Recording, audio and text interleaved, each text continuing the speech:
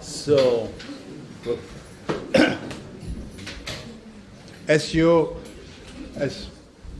some of you know, I've been with Lutz together in Vancouver, and we had the opportunity to have a 2 hours conversation with Gervase on different kind of questions.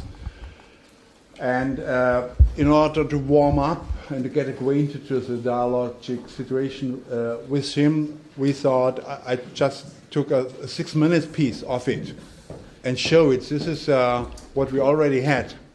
And then you have 10 minutes time to think, to talk to each other and think about what do you want to dialogue about with Gervase.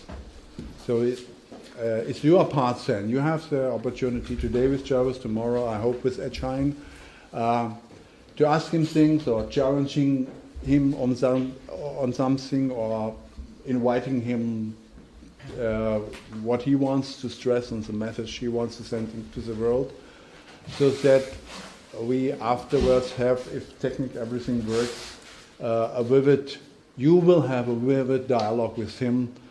This is for preparation. So now we. Shall we introduce Gervase a little bit? A little bit? Yeah, you introduce him a bit. Yeah. Okay. So. Here. Oh. Yes. So. Perhaps not everyone is familiar with Gervase Bushe. He's a business school professor in Vancouver in Canada. He's been a practitioner for at least 30 years. And he has co-developed or played an important part in the development of appreciative inquiry with David Cooperrider in the late 80s and early 90s. And he also wrote a book on leadership called Clear Leadership, which is putting together all the concepts about clear communication into a management readable book, which is really recommendable.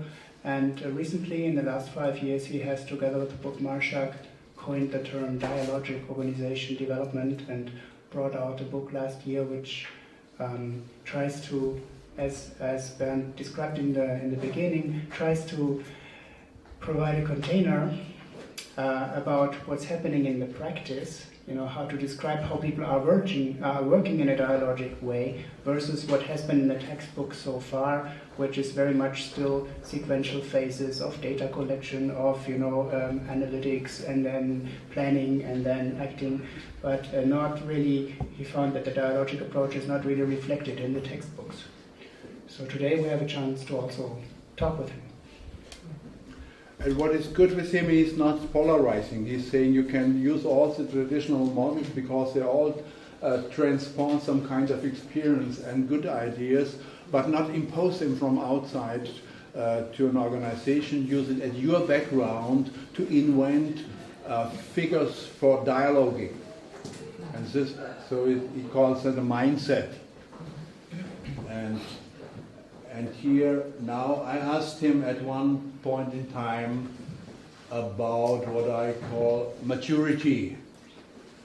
And you will hear the question. So these are around 20 pieces on the internet. You can watch them if you are interested whenever you want. And this is one selected with one focus.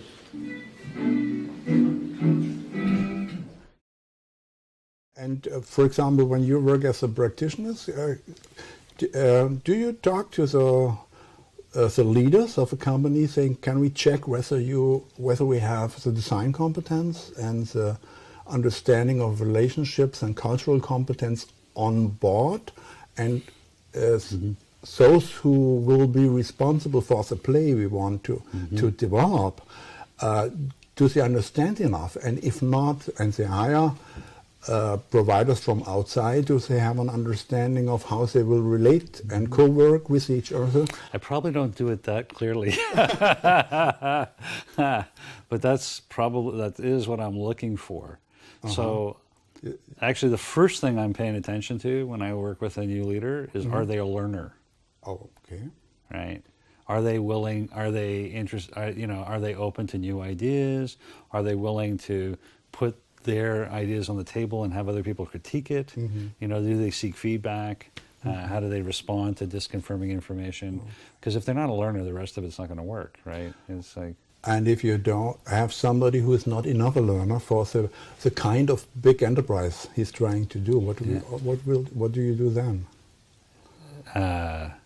leave. Yeah, that's an option, certainly. But sometimes maybe you also could tell him, see, for what you want to do, I'm the expert on having an idea what you need. Yeah. And I see some competencies, resources, and time. You know, I've tried. I've run into, and usually where that's happened is I'm working in an organization where I have a sponsor who is a learner, and then I'm in some part of the organization where, you know, there's a need for some work, and the person who's in charge of that part of the organization is not a learner, and I've tried, you know. I've come at them different ways. Can I help them think about it this way, think about it? It never works out. It's never, ever worked out for me, so I've kind of given up. Also, you do something, what we call maturity check. Okay. And this is a check of the individual who wants to drive a project. And it's also the maturity of the organization, because this person needs many others who are experienced in developing something if this person wants to do something big. And sometimes my colleagues don't like that. If you have to check maturity, and if you're, for example, if you climb a mountain, if you are not prepared, it's dangerous to try it. You will fail, and it's important to as a first step to check with people whether they are prepared to climb as high as they want to climb. Yeah, you know, I'm fortunate. Like I don't need the work, right? So you know, I've got a real job. I get paid and well as a professor, so I can in a way decide who I'm going to work with, and some people it's just not, you know, I can just tell right away. And by and large, they don't hire me anyway. You know, there's a little dance there. Matching. Yeah, so it doesn't happen that often. Yeah, that's true for you when you work as a consultant. We work as an academy, and so we have many people from companies. Right, and you get people who... and they say, oh, I'm a learner. You need to fix this person. And I hope to be a learner, but when I get back to my company, it will be difficult. And so we sometimes have a hard time because they feel under pressure. They promised performance, and they slowly have to find out they are, as a person, not competent. They do not have the role to bring this performance, and the organization is not mature enough. And then what to do, because a training program not fix that. No, that's right. And so sometimes we have So I learned that when so about 15 years ago, I started something that was quite different for me, this training program called Clear Leadership, which is, it's sort of a personal growth program disguised as a skill building program. And as we started taking it into organizations, what I discovered, and it was kind of like a blinding flash of the obvious, is that every organization has a leadership culture. And if you're trying to teach people to show up differently at work, you know, they're not going to be comfortable showing up differently at work if the cultural assumption is, no, you're supposed to show up this way, not that way. So at the same time as you're trying to change how people show up as leaders, you also need to be working on changing the culture of the organization. Right. Yeah. And that's what I found is like trying to change the culture of the organization through coming in through the middle and training a bunch of people and how to think differently doesn't usually lead to a lot of change, and not very rapidly. I mean, it can be... It's a small change. Yeah, it can be water, like, you know, a little water torture. I have some client systems now. I've been doing Clear Leadership for over a decade, and there is noticeable change, but nothing like other client systems where the senior leadership embraced this as a philosophy, right? And then we did the cultural work down the side at the same time as we're doing the training. And then we'd see, you know, some massive transformation in a couple of years. So you are very modest and tell people what they can expect. Yeah. And you are not dependent financially on them. No, and I think that's one of the things I noticed early in my career. Everybody who I thought was a really good OD consultant, they had a separate source of income. they had something else, so they could always say no. They weren't dependent. Yeah, that's important. Yeah, because I think it's tough. Yeah. It's tough to do this kind of work when you need the work. Yeah. To be able to look at a client and say, you're not ready. Right. What you're doing is wrong. And it's important not to invest at the points in society where it's hardest, because it's hard enough to build up good examples under conditions that are positive. Yeah.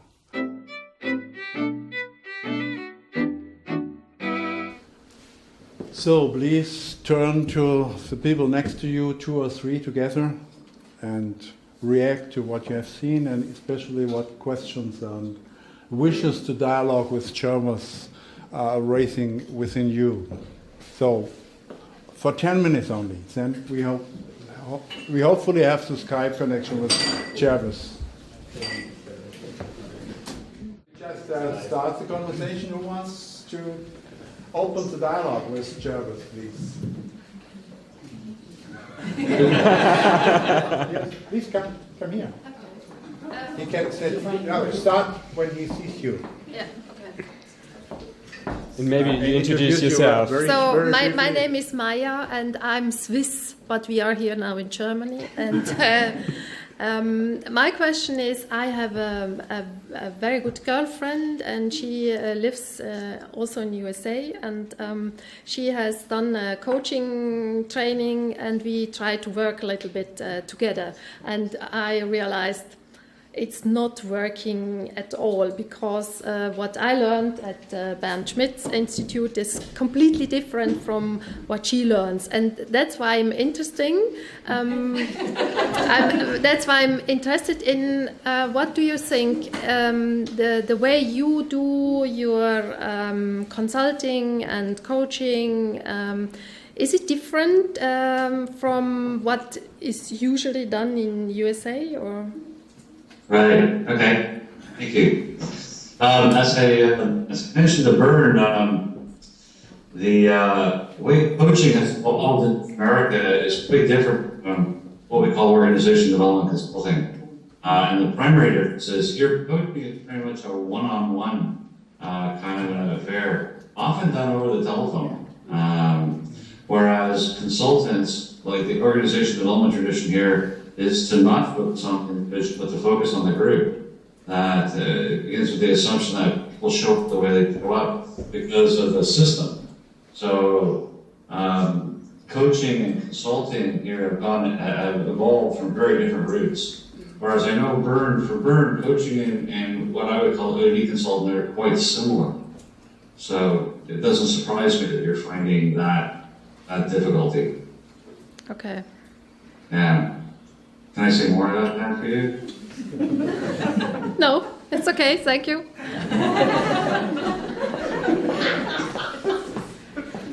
Yeah, it's interesting what's happened in North America. Coaching has taken off. It's become very popular, very successful.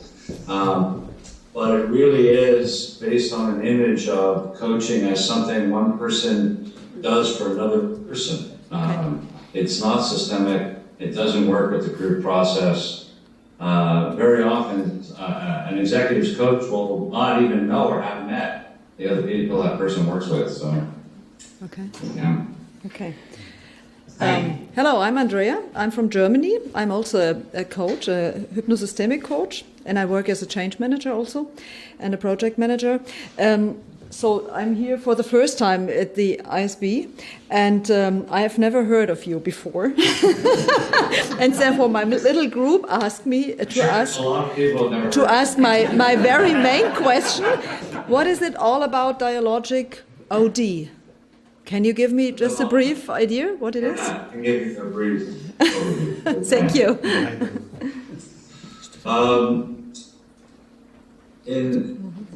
In North America, organization development has been very identified with a set of processes and a philosophy that emerged in the 50s and 60s that I think emerged at that time as people were moving from seeing organizations as machines to looking at them as living organisms. And that was a very powerful metaphorical shift And organization development was very much at the vanguard of that, and at the vanguard of how do we bring applied behavioral science knowledge into organizations and try to create, much better organizations that were good for people and good for performance. And then what started happening around the mid-'80s is new forms of trying to do that started to emerge, like appreciative inquiry and open space and Little Cafe and more recent things like Theory U that violated some of the basic principles of this earlier form of organization development. But what was happening in the textbooks and the graduate programs was that most of these people would take these newer methods and try to fit them in the old paradigm. And the old paradigm is first you go in and then you collect some information, then you feed back into the client system, and you help the client system make sense of that, and then devise some sort of a change plan, and then try to implement it. And what these newer methods violate is, number one, they don't do diagnosis. They don't assume that there is some underlying reality that needs to be brought up to the surface before we decide how to change things. But for the diagnostic, what we call diagnostic mindset in OD, prescription before diagnosis is malpractice.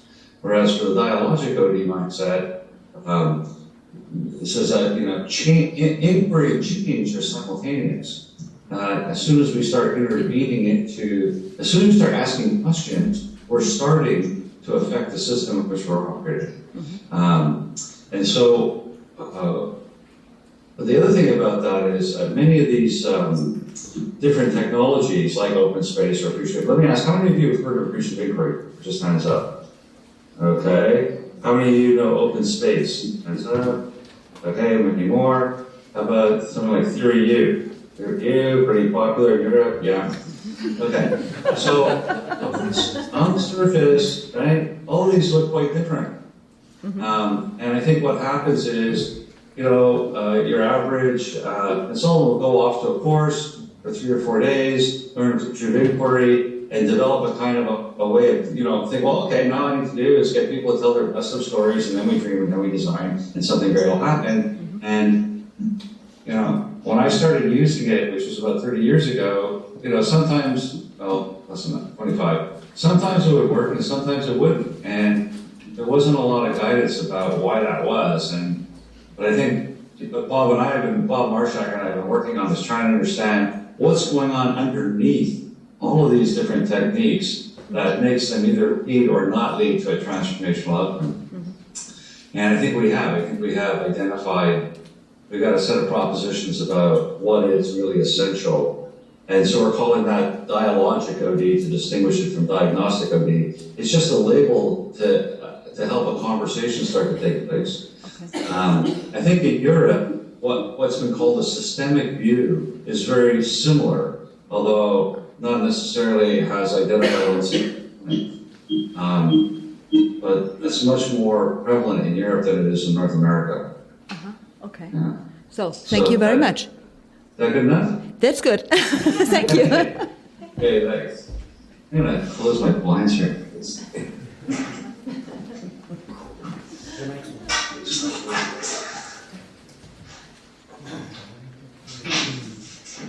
Okay. Hi. Hi, I am Geethan from India. I am also an organizational coach. And I read your book, DOD. It was wonderful. And the question I have is, what are the key ingredients of a generative image, which you have mentioned in the book? And how do you create an environment for the generative image to generate? So to emerge. That's my question. I'm thinking a lot about that. Let me tell you a story. This is my current client. So currently I'm working with a supply chain organization that manages materials for the electrical utility here in British Columbia. So that would be a land space about the size of Western Europe. That's probably a little smaller than that. Figure France and Germany, at least combined. So it manages electrical utility over that kind of space. And so it's got a planning function, it's got a central warehousing function, it has many little regional warehouses scattered around its territory, and it manages 5,000 different catalog items. And it's a very top-down engineering kind of an organization, and people working in warehouses in hard hats, very used to a top-down sort of thing. And I got called up by the fellow who's in charge of all of that, and his presenting problem was, how do we create more collaboration between our three main units, field operations, our warehouse operations, and planning operation, because we have so many problems, so many disconnects, so many ways in which the people we serve show up for materials show up at the wrong place at the wrong time, the requirements change all the time on us, it's hard for us to plan. So I started meeting with his direct report team, and my first question was, why are we here? And they spent the next hour talking about all the things that are stopping them from being able to run their operation like a well-oiled machine. And I challenged that idea that was really what they needed to do, but they really wanted to do that. And by the end of that first meeting, what they were talking about is, how do we get our processes under control so that at least 90% of the time things are happening the way they're supposed to happen. So, second meeting we get together, and I said, well, what do people who work here really care about? And I think that's an essential aspect of a generative image, is that it has to capture what people care about. And I think that's an essential aspect of running dialogic OD processes, is that we need to convene them under a label that identifies something people care about. And that's part of the generative image. What a generative image does is it generates action. It generates a desire for people to come together. And if it's a good generative image, you say, look, we're going to have a conversation about this. And people go, I want to be in that conversation. They'll volunteer to come. So I said, so what do people around here care about? So they spent quite a bit of time talking about that. And what emerged was that people, number one, they cared about, providing good service to the crews out in the field. And there are a variety of different categories of crews, and they each created different kinds of problems for them. And the kind of thing that would drive people crazy is they would set up a set of rules about it. If you want some materials, here's what you got to do, and here's how you order them, here's how you pick them up. And the crews would be violating those rules all the time. And sometimes, one storekeeper was, somebody would show up and say, I need this. Well, they didn't order it, but he gave it to them anyway. Another time, somebody would show up, a different storekeeper would go, well, you didn't order it properly, so I'm not giving it to you. So then he'd call his boss, he'd call his boss, and then this person would get yelled at, they'd have to give it to them anyway, and on and on.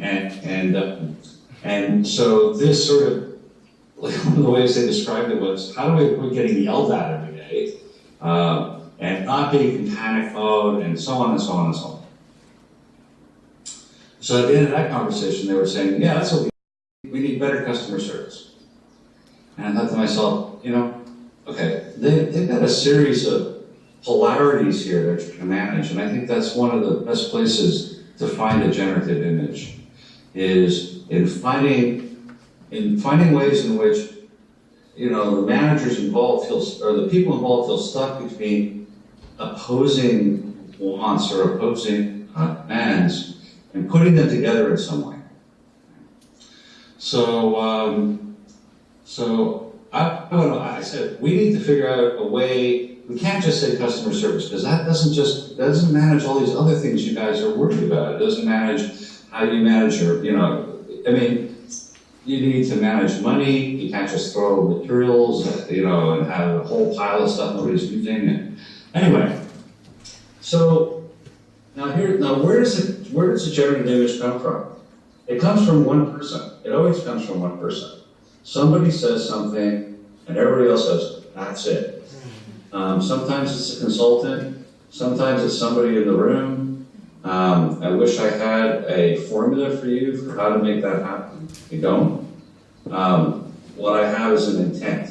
I have an intent to find it, and I explain what it is, and I ask people to look with me. Let's look together to figure out what this is.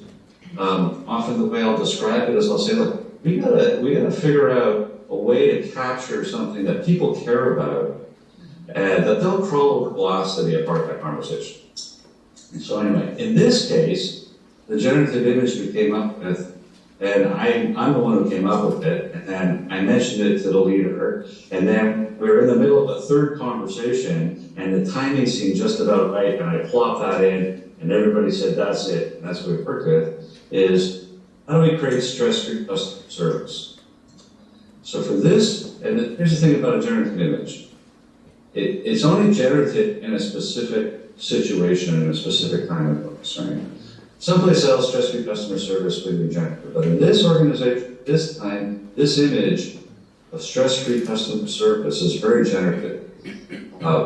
Because on the one hand, the stress-free part refers to their ability to get their processes under control, to have a way of doing things, and everybody knows that's the way we do things, and so we're not running around like chickens with our head cuts off, or getting yelled at because, somebody's trying to follow the rules or break the rules or that sort of thing. On one hand, on the other hand, it responds to the desire they have to give service, to have the right materials in the right place at the right time, so on and so forth. So we could hold a Dialogic OD from across different units of an organization and say, we want to talk about how do we increase stress-free customer service, and yeah, I want to be part of that conversation. And we don't have to focus on the past and talk about who's to blame and what are the problems that are causing us stress so much. What we need to do is create opportunities for people to come together who have ideas about how to make that happen. And in this case, what we're calling this pilot, so whatever you want to call them, but propose, experiment, ways to try to do things from the grassroots up, sanctions, and go do it. And so that's what they're doing. And they produced a heck of a lot of change in a small period of time. So, but to get back to the idea, the thing about generative image, I think those are the core things. I'm more and more paying attention to. Typically, when I'm working with managers, when you ask them, what do you want? You get this sort of techno talk, some sort of KPI, this and that, and nobody cares about that. It's that, how do you reframe that into something that's going to capture people's hearts, right? So the next set of engagement events. So here's another thing. So I was calling them, I'm trying to talk a language these guys can understand. I don't use the term Dialogic OD. I was calling it merge and change. And I say we need to create these events where we engage people from the bottom up and trying to work on the issues that are important to you. And we need to frame them in a way they care about. And so we did this thing on, and we're still doing increasing customer service, stress-free customer service is sort of the umbrella thing. But out of the first set of engagement events, what emerged was a set of issues that they realized they needed to run more engagement events, and I thought, we need to find a different word for this. And this is sort of in the same realm as generative image, but it's a little different. The idea here is sometimes what helps change happen is to create a word that has no meaning, but is evocative of a meaning, and then people can project their meaning into it.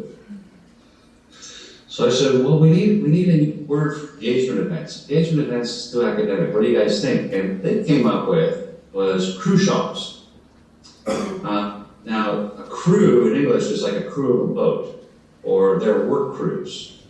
Right? So instead of calling them workshop, which kind of has a stale, past date kind of feel to it in Canada anyway, they started calling these things crew shops, which, it's a nonsense word, but they could, it caught fire like that. And throughout this organization, it became both a noun and a verb. So if there was an issue that required, stakeholders from different groups to come together to work on something, they say, we need to crew shop that. Or, so run these engagement events, they call them crew shops. And they created a crew shop room. And now they're creating cruise shop processes, and they got a cruise shop website. It became this thing that they own. So the next set of cruise shops, what they want to do is reduce turnaround time on certain forms of materials. And I figured, well, who cares about reducing turnaround time? Really? I mean, you guys care about it. You know, you're running the show. The shop floor would care. But what he cares about is whether or not other in the field is, getting stressed out because he has to order materials for his next order before he's even seen what he's getting from his last order, which is the underlying motivation behind why they want to reduce turnaround. So that was the focus of the next cruise shop. Right? How do we ensure that fuel stores get their materials before they have to order the next set of materials? It's much, that's what they're about. And so they came together, they sat in the warehouse, and we spent the day, and they were running around the warehouse, reorganizing things, and it's like, it blew the roof off the place. So, this, I think, if you look at images that are truly generative, they capture what people really care about. I was talking about this in the UK a few weeks ago, and the one they kept talking about, when they would think about what's an example of generative image that's been powerful in their lives, Rainbow Nation, Mandela used in South Africa. Rainbow Nation. Right? It's evocative, it's attractive, no one really knows what it means. It's kind of ambiguous, so you can project your own meaning into it. Okay. Can we find another question? Can we find another question? Invite another question? Sure. Please.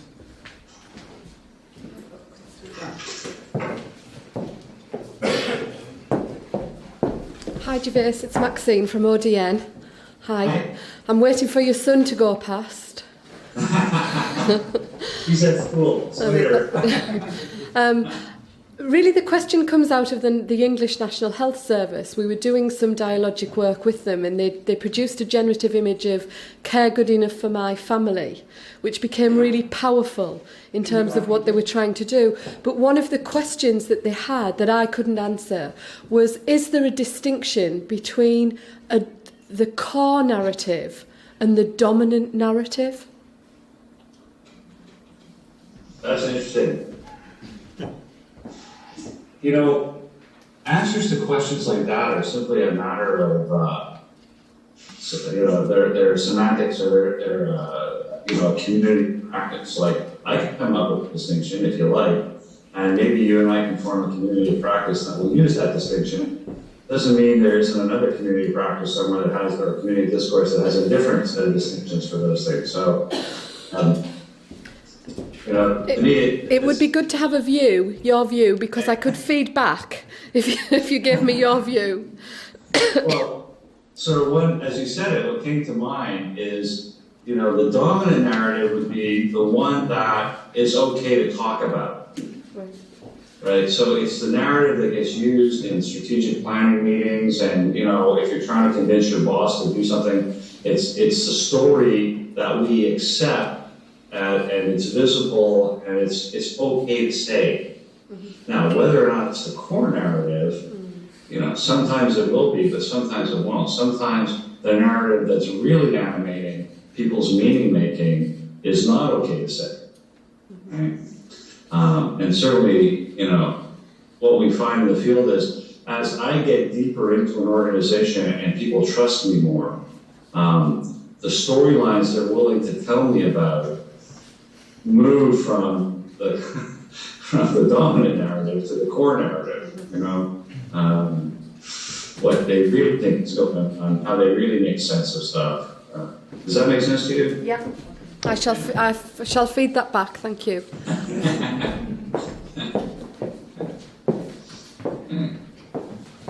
So I think that from this idea again of dialogic versus diagnostic, it's important to involve in me that we not see it as an either or. We're really promoting the idea that these are two different ways of making sense of the world, and that they're complementary, they're not contradictory. And those are, I was trained in a diagnostic mindset. I tend to look at systems as healthy or unhealthy, and I compare them against models I have of what optimal function looks like, and that's what a diagnostic mindset does. And that's great. In a lot of situations, that's appropriately useful. What a dialogic mindset's attuned to is things like, what's the storyline that's animating the meaning making that's going on here? And there isn't a correct one or an incorrect one. They just are. And the question is, whose interest does that serve? And what are the consequences of that storyline? And is it helping people get where they want to go? Is it getting in their way? Those sorts of questions. So,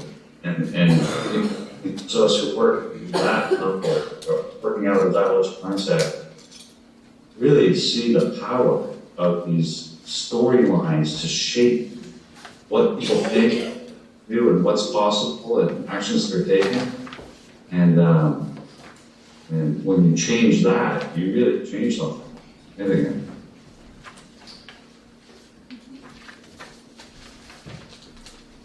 This is a little strange, isn't it?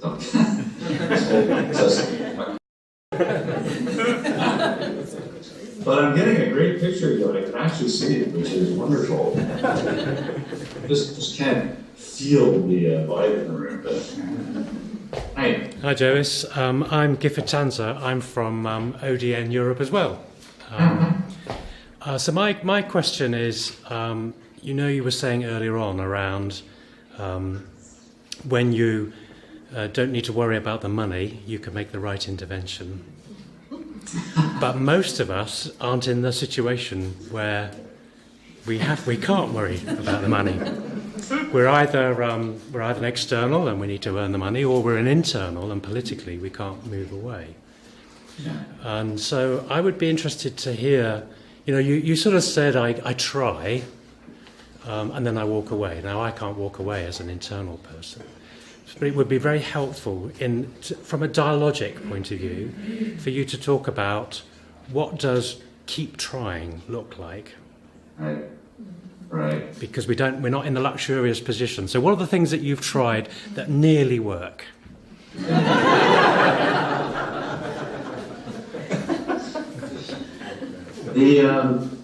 The most effective change process I've learned as someone who's in the situation and can't walk away from it, and which, what I said to Bert, I'm not sure what Bert communicated to you, but my experience has been that all the people I know who are really effective as transformational change agents don't need the money for one reason or another, right? And that's the point I was trying to make. They can, like, for myself, I get a university salary. Sometimes a person's married to someone who makes a lot of money, or they've got some kind of family trust behind them, or for whatever reason, it's just so much easier to speak truth to power, right? If you don't care about getting blown up. But I realize most people are situation. So around 1989, a colleague of mine, Tom Pittman, and I went to the first conference on appreciative inquiry with Q Provider. But at that time, it was a set of ideas that was really informed. The free process didn't exist. And we were all inventing it as we go along. And at that time, Tom and I were working a lot in General Motors, particularly around total quality process kinds of changes. And we took the ideas that we heard at that conference and we translated them into a change agent technology that I've used ever since. Very successful. And it's based fundamentally on the idea that whatever you want more of already exists, even if it's just in small amounts. And that's true of people, and it's true of processes. And when I'm interacting with a person, the way they show up is as much impacted by the way I'm co-constructing them as by who, quote unquote, they are. Right? So that what I work on doing in all my client interactions, when I work with people, it's instead of focusing on what I don't like about what they're doing or how they're being or the way they go about doing stuff, I focus on the person I want them to be. And I start looking for how they're like that. And when I do that, I almost always find it. And when I find it, I start paying attention to it. And the more I pay attention to it, the more that I get. That's the second fundamental principle, is I get whatever you pay attention to. And I call this appreciative process.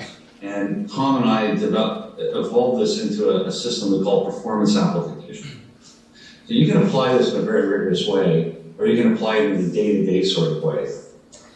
But let me give you a couple of thoughts. And these come out of my book on clear leadership. I have a chapter in clear leadership about it. I call it the appreciative mindset, or the appreciative leader, or the appreciative self. It's like, so my colleague Tom was working in a manufacturing facility as a consultant, and they've been doing a lot of stuff, and they've been very successful. And then one day he flies in for his 2-day thing, and he gets picked up by the plant manager who's saying doom and gloom, all is lost. And apparently the regional director, who was co-located at this plant, had been promoted. A new guy had come in, and this guy was awful, brutal, mean and nasty. Everybody hates him. He's going to hate you. You know, it's like everyone's heading for the he hates what we're doing. He's like, he insults people, he lets them off. Yeah. And as they're driving to the plant, Tom is thinking to himself, okay, if I see this guy this way, I'm lost. Right? So I'm going to walk into that room with him, and I'm going to look for a person who wants to be a wise leader of people, and who wants to be what is the words he used now? This is a long time ago. A wise and compassionate. A wise and compassionate leader of people. And so the first meeting they go into is the plant meeting at 10 o'clock, and they're sitting around a table, and sure enough, this guy is rude and abrasive and cutting people off and doing that, but he's not paying attention to that. He's just looking for instances, and this guy is a wise and compassionate leader. And he said, at one point, he makes an observation about a human resource issue that, is interesting and it's thoughtful and probably a good idea. So at the break, he goes up to him and he says something about it. That idea, blah, blah, blah, I thought that was interesting. He says something about it. And over the next couple of days, every time he's with this guy, he's just paying attention to and looking for the part of this guy as a wise, compassionate person. Doesn't see it very often, but when he notices anything at all like that, he says something about it. So the third day, his last day, he's at lunch with some folks, and he gets a message. This guy wants to see you before you leave. He assumes, that's it, I'm getting a pink slip. Everybody assumes that's it, he's done. Goes into the room with this guy. The guy says, close the door. He says, I've been with this company 16 years, and I've risen up the ranks very quickly by being the meanest, nastiest son of a bitch in the room. And he said, and now I'm at a level where that isn't working anymore, and I don't know what to do. Can you help me? Now, I'm sure you will agree with me that if Tom had conceived the part of him that was the meanest, nastiest son of a bitch in the room, he would not have had that conversation. It wouldn't happen. And who do we go to for advice, for counseling, for consulting? The person who sees the worst in us, or the person who sees the best in us? And I'm convinced in every person, there's a set of normal human virtues. I mean, there's sociopaths around and that sort of thing, but that's a very small percentage of the population. There are a set of normal human virtues. Whether or not they show up in your presence, at work, that sort of thing, is a co-constructed reality. And, when we interact with each other, I step into the me that I see reflected back at you. It's much, and so this is the other piece then, is that I think it's very difficult to change others. But the only process I've learned that is consistently successful is to focus on what I want more of. I call that tracking. Look for little instances of it, and then fan it. There's this image of you get a little fire, you give it some air, and it goes into something bigger. And we started doing that with total quality processes. What we found is, we got people focusing on what's the problem and how to fix the problem. And we started to refocus them on where is it working and why is it working. And we got much more change much more rapidly. Now these days it's called positive deviance. We actually invented positive deviance 15 years ago. It became positive deviance. And the way we look at it is a little bit different from the positive deviance. So it's the same set of principles. Or solution-focused therapy is another sort of same set of principles. Or asset-based development, which is you can get. Yeah. So anyway, I'm saying, so as an internal, or I'm, like I had a boss, I had a dean for a while. I remember this guy talked, nobody knew what he was saying. It was just fog. I come out of a meeting and I have no idea what he wanted or what his decision was or anything.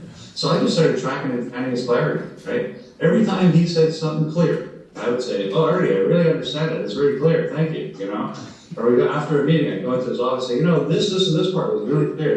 But it was about 10 months. He was pretty clear, It was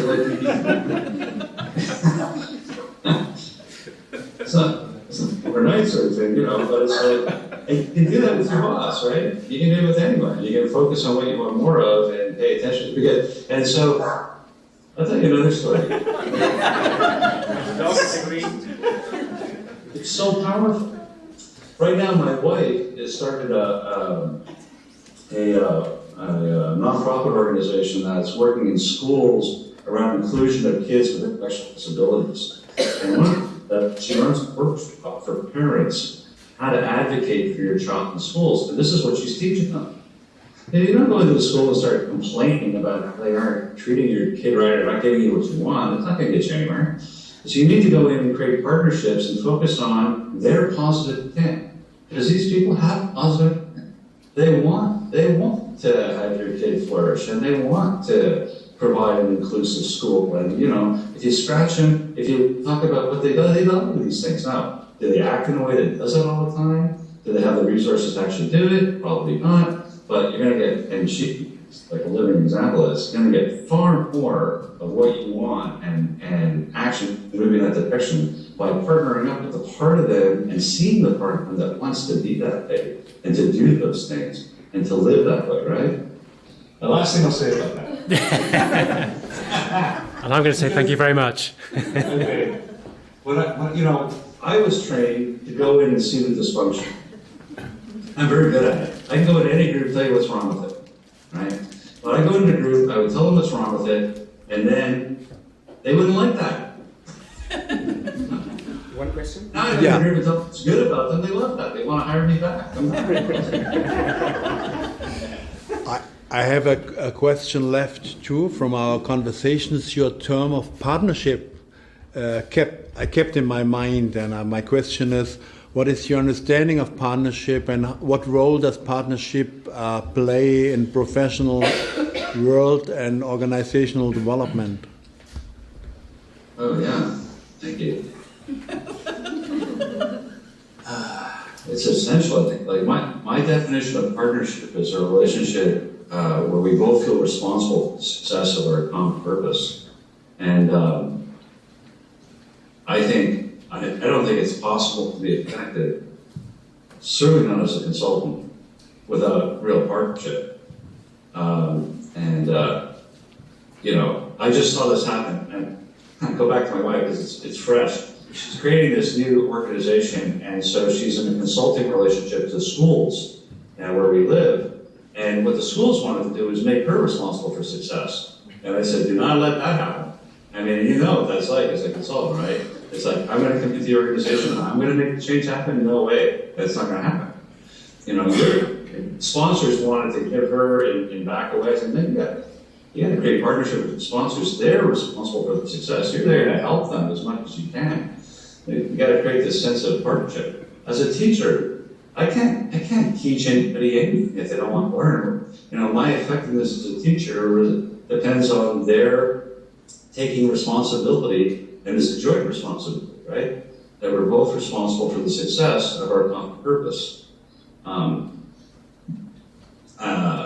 So I don't know what more to say about that. It's my book on clear leadership is all about how to sustain these kind of relationships, to kind of learn how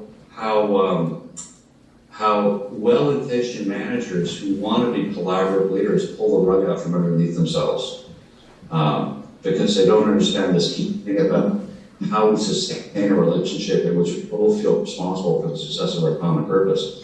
Because the easiest thing to do in hierarchy is to make the boss responsible. And I'm not. Hey, you're responsible, boss. Tell me what to do. At that moment, the partnership goes out the window. So for me, that idea of partnership has become kind of like a dependent variable that I focus on when I try to understand how do we create truly collaborative forms of organizing. As I think organization development is, most of us, it's not really about change, it's about how to create great organizations. And change is kind of means, not the end. And what I've come to believe is that they depend on micro relationships of partnership.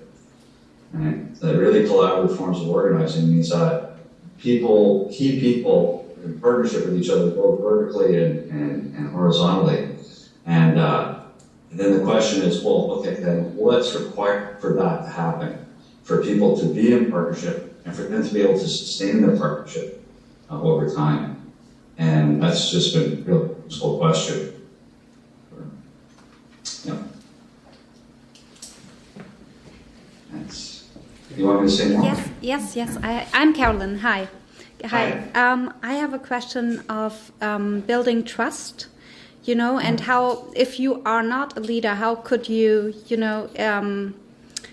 get this kind of from a diagnostic system, ask a question or ask for a dialogical approach. Right. If you have a different leadership culture, how could you try to evoke that? Right. Well, I think there's a lot of evidence and there's a lot of models that have emerged in the last 10 years or so that demonstrate pretty convincingly that emergent approaches to change are the only ones that are successful in complex situations. So, I think most leaders in organizations know all too well how difficult it is to actually implement any kind of significant change.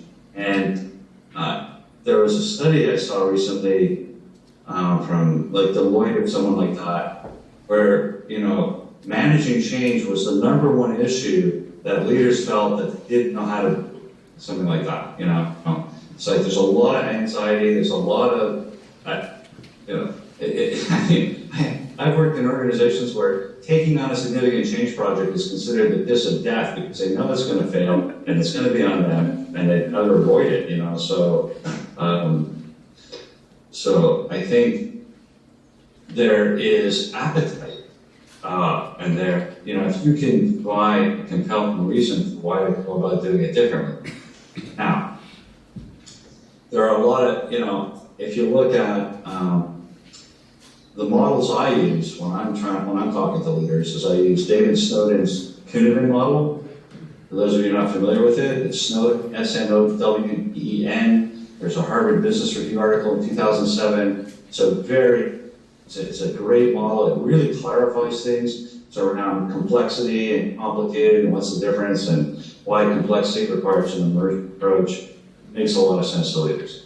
Another person who provides really good ammunition is Ron Heifetz in his work on the difference between adaptive challenges and technical problems. It's just a single greatest failure of leadership is to treat adaptive challenges like technical problems. And our common ways of managing change is treating the issue as if it's a technical problem.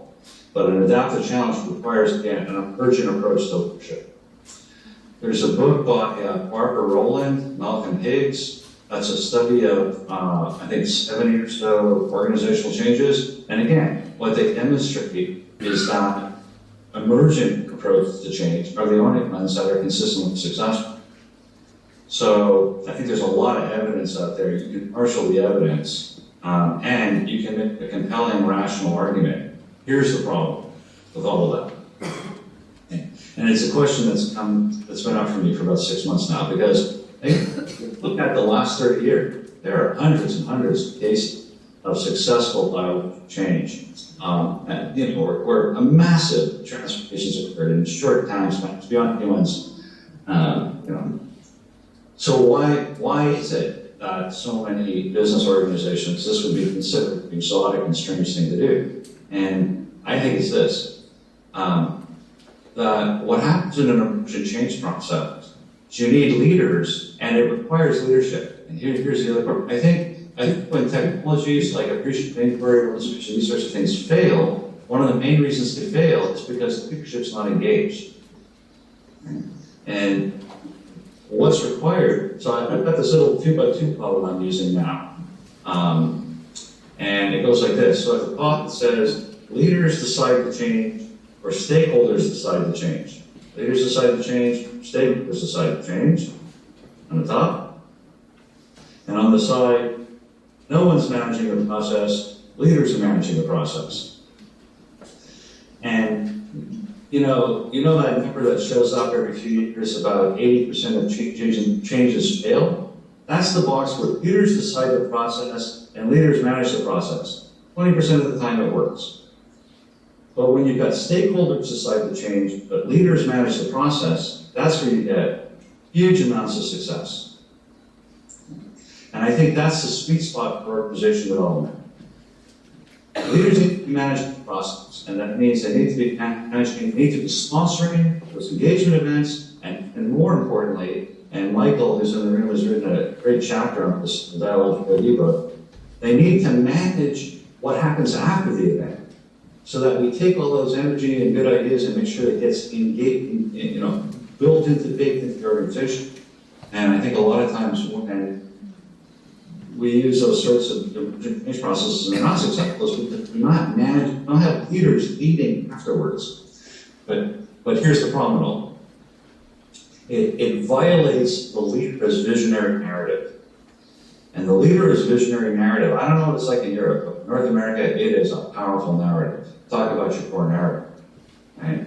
We expect our leaders to have a vision, and if they don't have vision, they're not a leader. And the board of directors expects them to have a vision, and the people who work for them expect them to have a vision, and the people who are doing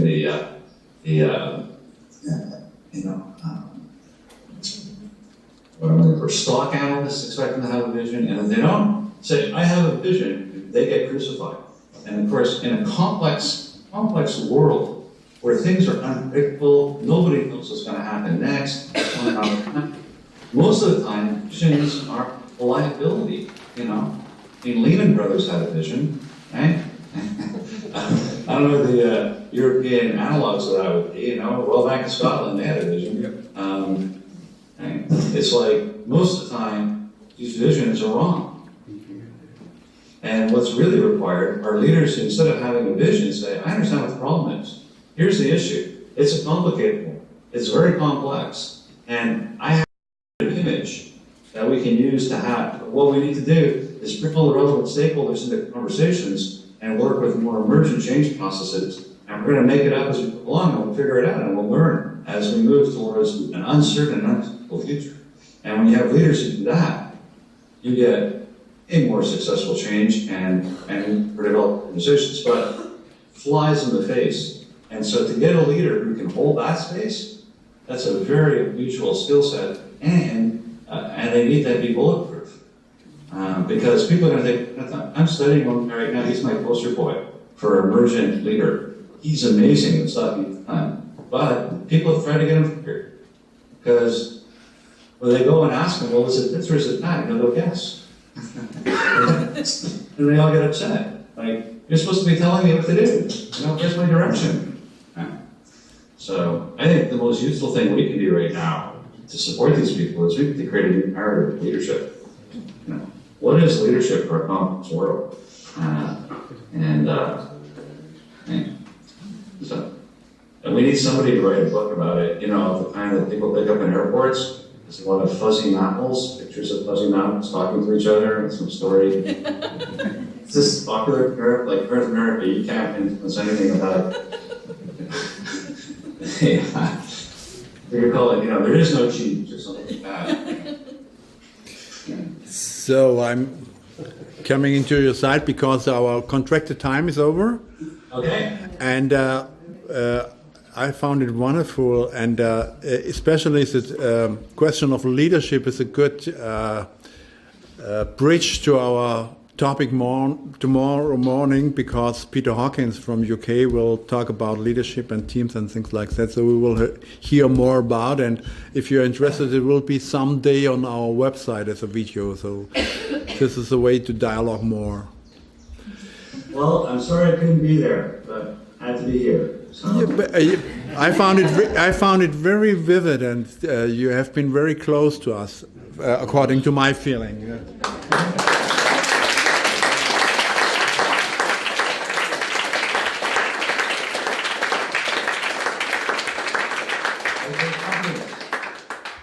And that your books are great books, we said already, and we will repeat.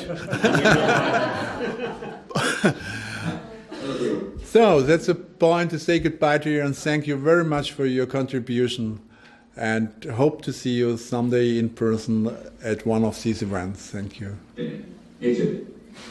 Take care.